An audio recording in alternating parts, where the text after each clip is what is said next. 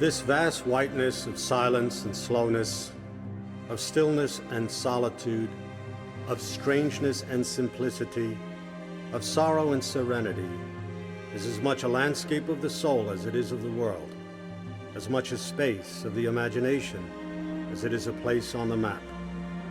This seemingly endless emptiness mirrors the great white that lives within each of us. We all have our own white south, Ernest Shackleton has said. A journey to the Antarctic is an uncharted, meandering descent below the mind's fixed points of reference into the archaic layers of the soul, for which there are no maps, no fixed coordinates, no well-worn paths. It is as much an inner journey as it is an outer one. In this place of quiet repose, you can lose your mind and find your heart. You deepen into feeling as you fade in and out between seeing and dreaming.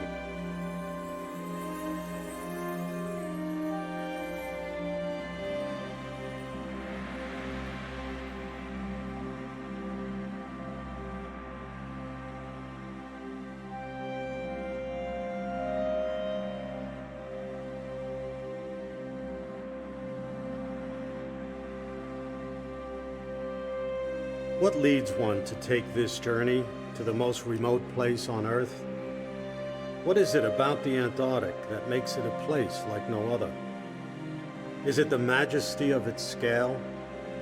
Is it the relative absence of our footprint that leaves it to its virginity of not being owned by us? Is it the terrible and awful beauty of its frozen forms? In 150 AD, Ptolemy made a space on his map of the then known world for a land that he called Terra Australis Incognita, the unknown southern land. And since that moment, the Antarctic has been as much a presence in our collective imagination as it has been a place on the map. No surprise then that for Ernest Shackleton, one of the earliest explorers of the remote southern regions of the world, the journey began with a dream. For me, too, the journey began with a dream of more than 30 years ago. Ice bewitches the human soul, and its spells weave many dreams. For one old woman near the end of her life, the journey was to see, before she died, the uncluttered face of the world. Standing on the top of an ice glacier, I felt the will and desire that it took to climb that hill dissolve in wonder. In the silence that surrounded me, I felt the serenity of a surrender to something other and even alien to myself, to that vast, empty whiteness that in its endurance seems so indifferent to us, to that perfect stillness that will outlast us, that remains as we depart. And I felt the almost overwhelming temptation to let go into the sweet seduction of the void of fog and mist encircling the ice, to become elemental, to merge with the great white expanse stretching beyond my vision, to sink into oblivion. No wonder that some of the early explorers did walk into that oblivion, never to be seen again. The perfect stillness of the ancient ice in the early morning of the first day's light, a blank white page before the trace of the word. A vast expanse older than us, a seductive appeal to return into its deep silence, to wander into that awful and terrible beauty that dissolves the mind and opens the heart.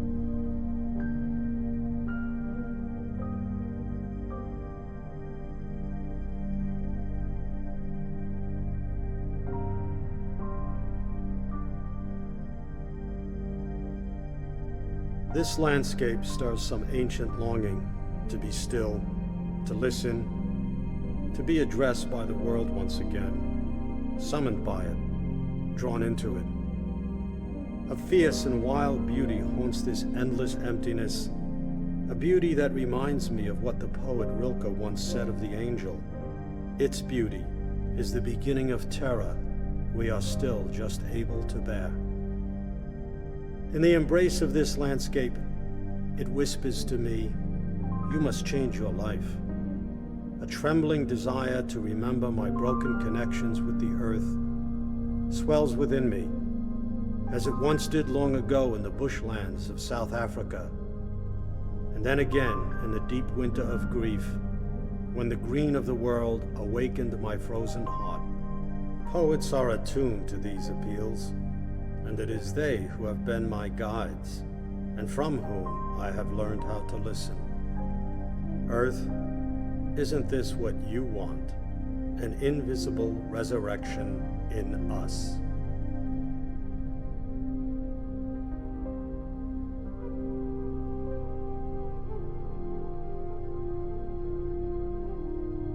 An ancient intelligence haunts this world.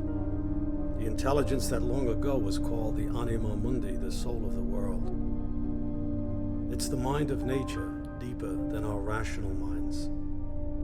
In this place, I feel like an orphan who is being called to come home. How strange that in this world of ice so far from home, I feel on the way home.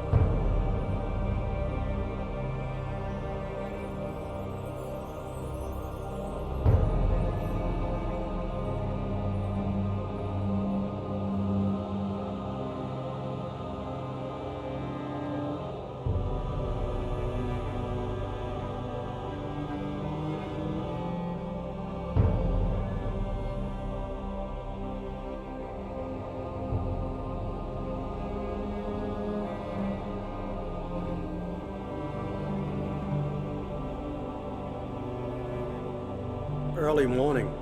Overcast sky, cold. The ship is locked in pack ice. We are told we will have to wait here until the captain decides when the winds and the currents will allow us to continue the voyage. I notice the silence. It is striking, as if the movement of time has stopped, has fallen into some deep sleep, or perhaps more accurately, as if time has folded in on itself, so that what was is now. Do I imagine that in the distance I see Shackleton's ship Endurance that was crushed by the ice nearly 100 years ago? Or in this repose of time, when time has become weary of unfolding itself as a line, does his ship linger there, frozen in the memory of the ice? Ice is everywhere, and for the first time on this journey, I see the different species of ice. Glacier ice that towers like the spires of some crystal cathedral. Ice sheets that seem to blanket the land. Ice shelves, pack ice, and sea ice on the way to becoming liquid sea. The ship begins to move, and as it plows its way through the pack ice, the sound of frozen time cracking beneath its hull is a sound I have never heard before. It is the sound of the ice releasing its frozen memories, a deep, moaning sound as time again stretches into a straight line, the line of progress that seems a bit foolish here.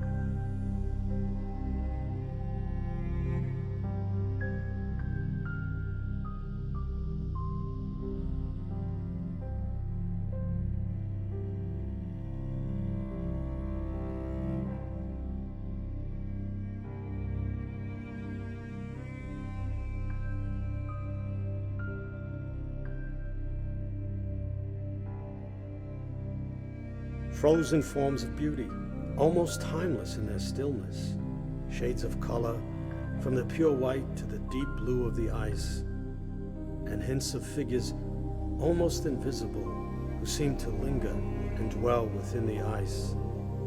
Am I looking at them, or are they looking at me? Wind and wave, heat and cold, light and night, time and eternity are the architects of these wonders.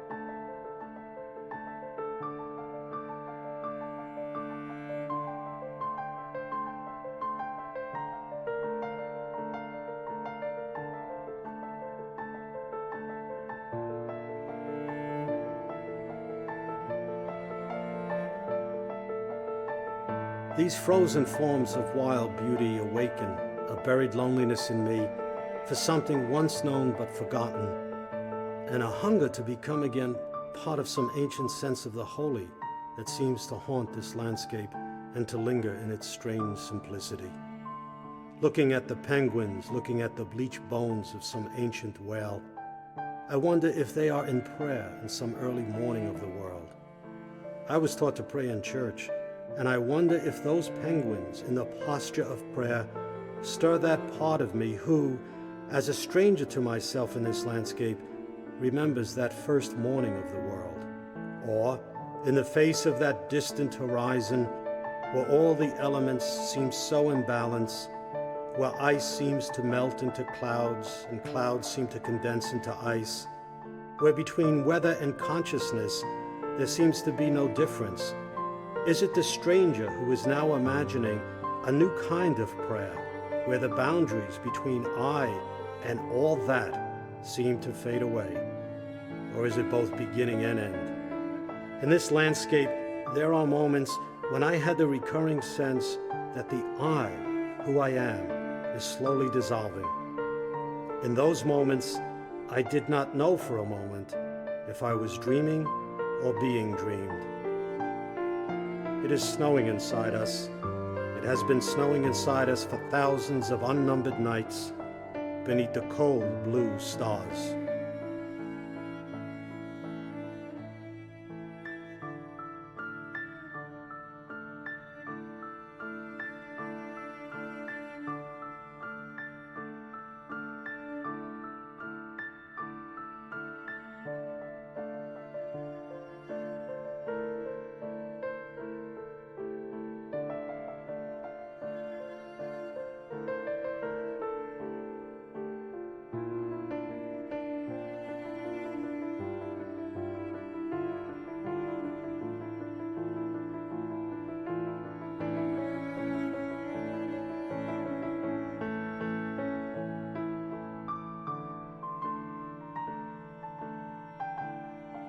We are strangers here, estranged from ourselves, in this land where a continent lies beneath snows that have fallen for thousands of years, orphans in time in a land of ice that seems timeless.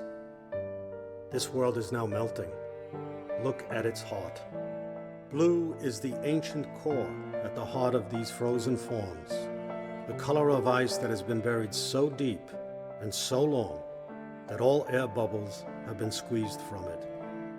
Blue is the color of the dreaming ice, whose air, breath, animation, the principle of life, slowed so long ago into the rhythms of a deep sleep. Blue, the soul of dreaming ice now awakening. What dreams do we have to awaken from now? Have our technological dreams of mastery over nature made us so distant from the world that its beauty no longer touches us? The poet John Keats advised us to glut our sorrows on the beauty of the morning rose, and the naturalist Terry Tempest Williams has noted that beauty is not optional, It is essential to our survival as a human species. What has to melt in us? Have we forgotten how to be heartbroken? Have we forgotten how to grieve? Is the melting polar ice a scientific, technological issue? Yes. Is it a political issue? Yes. Is it an economic issue? Yes. But it is also a deeply psychological issue. And without an intimate aesthetic connection and a feeling response of the heart to it, change will not come, or not in time. The beauty of this melting heart is like a wound that is a blessing, and in its presence, I feel for a moment as if I am on the way home.